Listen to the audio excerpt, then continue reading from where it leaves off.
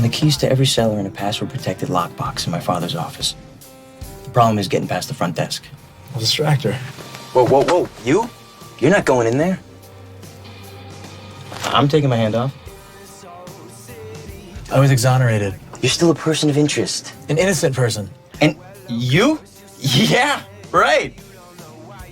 Okay, fine. What's your plan? To distract her.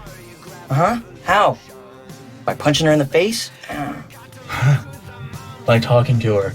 Okay, all right. Give me a sample. What are you gonna open with?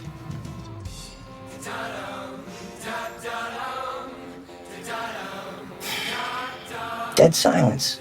That should work beautifully. Any other ideas? Thinking about punching you in the face.